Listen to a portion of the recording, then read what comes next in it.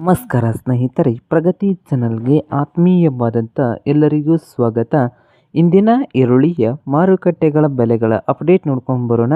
ಹೊಸದಾಗಿ ಯಾರು YouTube channel ನೋಡ್ತಾ ಇದ್ದರೆ ಚಾನಲನ್ನು ತಪ್ಪದೆ ಸಬ್ಸ್ಕ್ರೈಬ್ ಆಗಿ.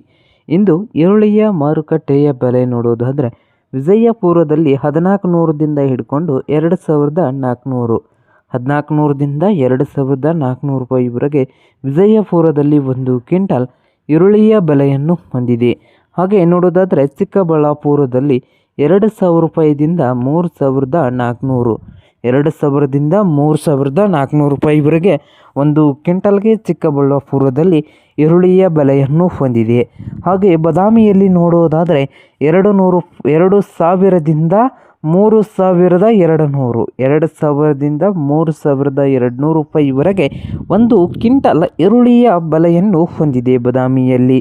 ಹಾಗೆ ಬಾಗಲಕೋಟೆಯಲ್ಲಿ ನೋಡೋದಾದರೆ 1800ದಿಂದ 2800, 1800ದಿಂದ 2800 ರೂಪಾಯಿವರೆಗೆ ಒಂದು ಕ್ವಿಂಟಲ್ ಈರುಳ್ಳಿಯ ಬೆಲೆ ಬಾಗಲಕೋಟೆಯಲ್ಲಿ ಹೊಂದಿದೆ.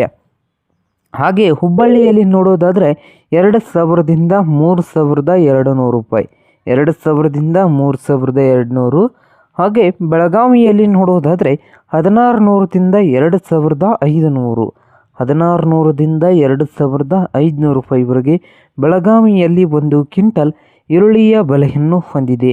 ಹಾಗೆ ಮೈಸೂರದಲ್ಲಿ ನೋಡುವುದಾದರೆ 2000ದಿಂದ 3200, ರಾಯಚೂರದಲ್ಲಿ 2000ದಿಂದ 3200 ರೂಪಾಯಿ ಒಂದು ಕ್ವಿಂಟಲ್ ಈರುಳ್ಳಿಯ ಬೆಲೆ.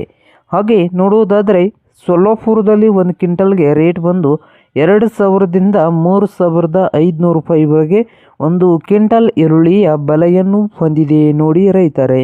ಹಾಗೆ ದಾವಣಗೆರೆಯಲ್ಲಿ 2000ದಿಂದ 3000 ರೂಪಾಯಿವರೆಗೆ ಉತ್ತಮ ಕ್ವಾಲಿಟಿಯಲ್ಲಿ ಇರುವಂಥ ಈರುಳ್ಳಿಯ ಬೆಲೆ ಆಗಿದೆ ನೋಡಿ ರೈತರೇ. ಇದೊಂದು ವಿಡಿಯೋದಲ್ಲಿ ಇರುವಂಥ ರೇಟ್ ಬಂದು ಉತ್ತಮ ಕ್ವಾಲಿಟಿಯಲ್ಲಿ ಇರುವಂಥ ಈರುಳ್ಳಿಯ ಬೆಲೆ ಇದೆ. ಇದು ಇಂದಿನ ಈರುಳ್ಳಿಯ ಮಾರುಕಟ್ಟೆಗಳ ಬೆಲೆ ಆಗಿದೆ ನೋಡಿ ರೈತ ಬಾಂಧವರೇ.